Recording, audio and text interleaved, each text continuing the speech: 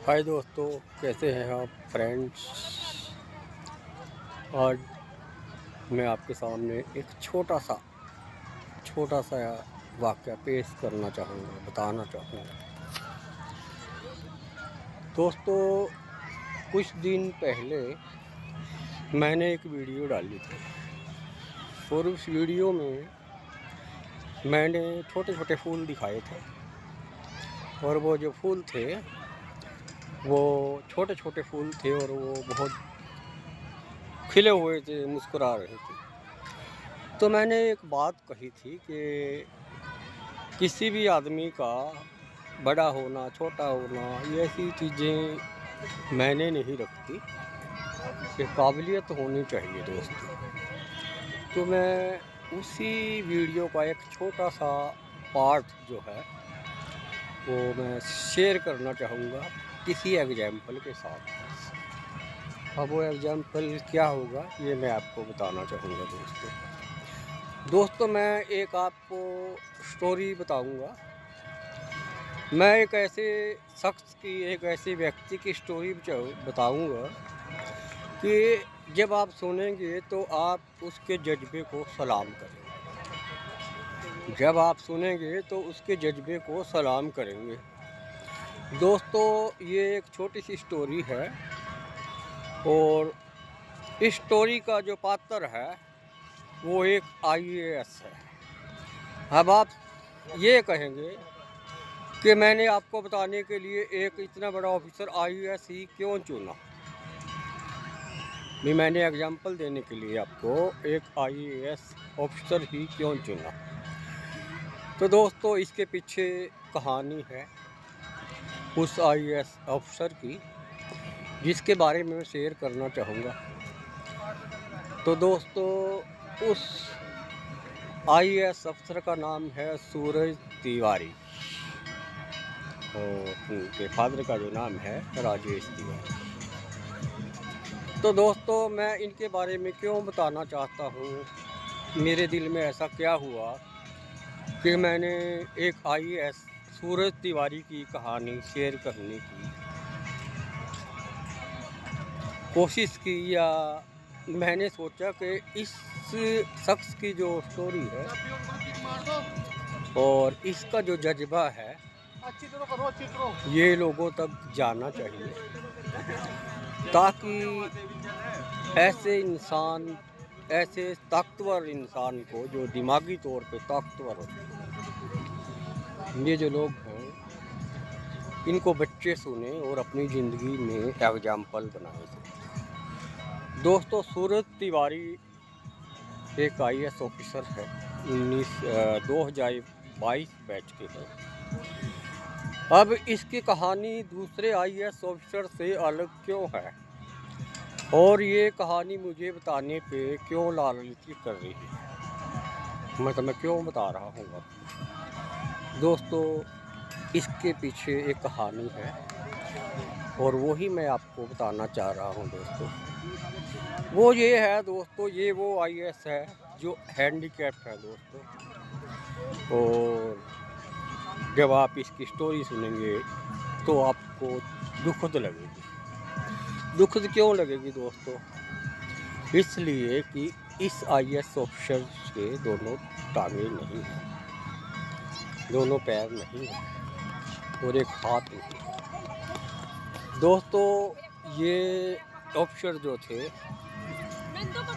ये भी एक आम इंसान थे और बहुत अच्छी एजुकेशन लेके एक कंपनी, रिप्यूटेड कंपनी में जॉब कर रहे थे और आईएएस की तैयारी कर रहे थे। दोस्तों, कहते हैं, मैंने पढ़ा है कि 2017 में इनके साथ एक भयंकर हादसा हुआ दोस्तों।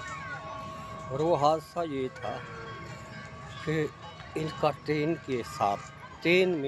से एक हादसा हुआ दोस्तों। और पहले भी हादसे में जो इनकी दोनों टांगे पैर और एक हाथ अपना गुआ बैठे।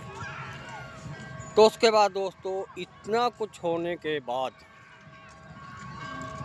दोस्तों, इस यंग लड़के ने हार नहीं मानी। इस यंग नौजवान लड़के ने हार नहीं मानी इन्होंने अपना एक एम रखा कि मैंने IAS बनना है। अभी दोस्तों देखियो, IAS के जो एग्ज़ाम होता है, IAS का जो एग्ज़ाम है दोस्तों, वो हमारे देश का सबसे बड़ा कंपटीशन है और सबसे मुश्किल एग्ज़ाम होता है। सबसे बड़ी सर्विस है ये और इसको UPSC द्वारा कंडक्ट किया जाता है। जो UPSC है दोस्तों, वो हमारे देश की सिलेक्शन सर्विस में सबसे हाई है। उससे बड़ी कोई सिलेक्शन बोर्ड नहीं है। तो इन्होंने क्या किया, अपना एक एम बनाया।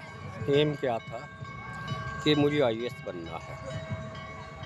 और IAS बनने के लिए कितनी मेहनत की ज़रूरत पड़ती है ये तो हम नहीं जानते, लेकिन जो IAS होते हैं, जो IAS बनते हैं, उनको पता होता है कि IAS बनना कितना मुश्किल होता है।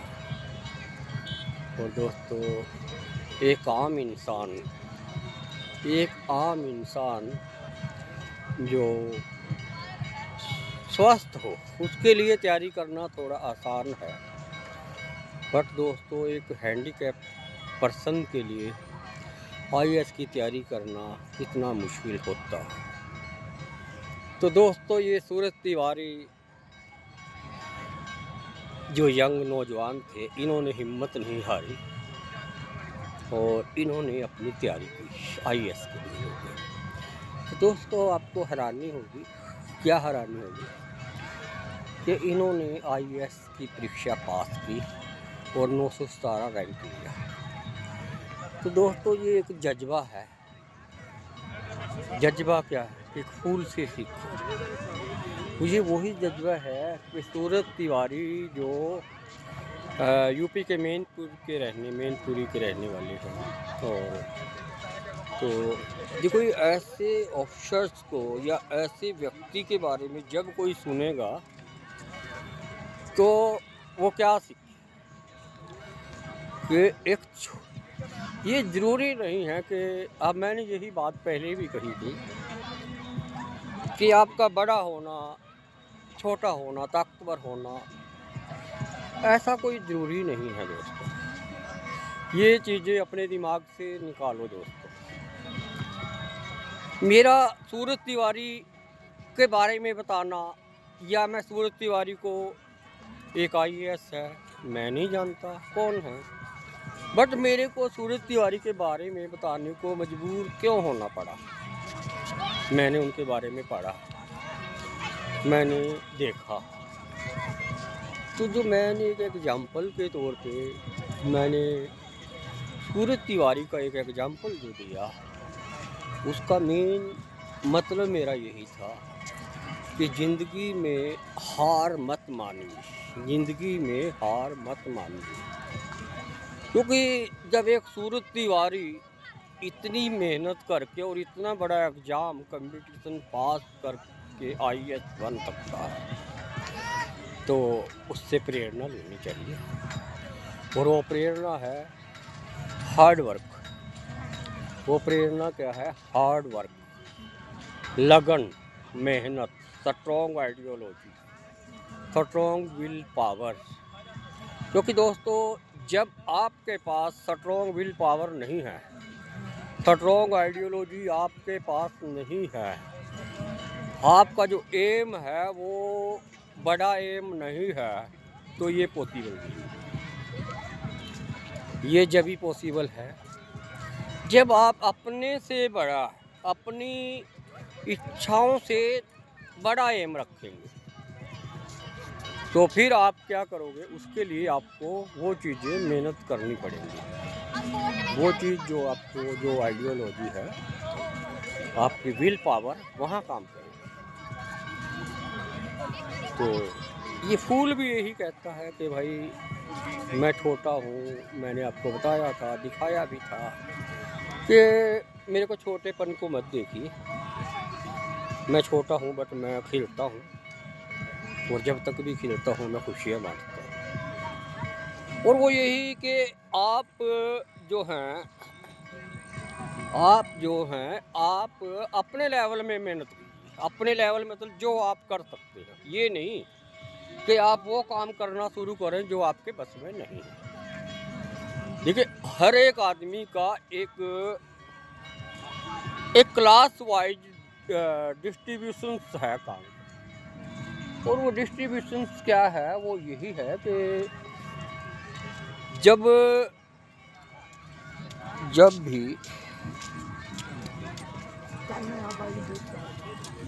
जब हमें कोई काम करना होता है तो हम अपनी पावर, अपनी स्ट्रेंथ देखते हैं कि ये मैं काम कर सकता हूँ, हम वही काम हाथ पकड़ करते हैं। तो दोस्तों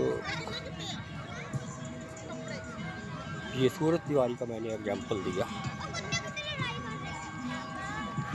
इसको उन बच्चों के लिए ये एक बहुत बड़ा एग्जाम्पल है जो बच्चे ज़िंदगी में आगे बढ़ना चाहते हैं, लेकिन वो इसलिए रुक जाते हैं कि यार मेरे बस की बात नहीं है। लेकिन तो दोस्तों मैं यही बता रहा हूँ, यही कहना चाहता हूँ, मेरा मतलब यही था।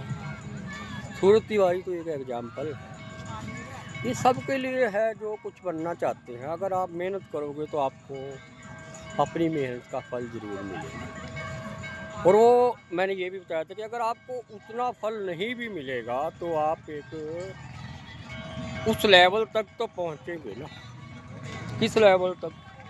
कंपटीशन के लेवल तक आपकी उतनी तैयारी तो होगी ना। और वो क्या है, दैट इज एक्सपीरियंस। किसके लिए? किसी दूसरे के लिए नहीं दोस्तों, आपके लिए, अपने लिए। वो आपकी ज़िंदगी में जो एक्सपीरियंस होगा वो काम आएगा।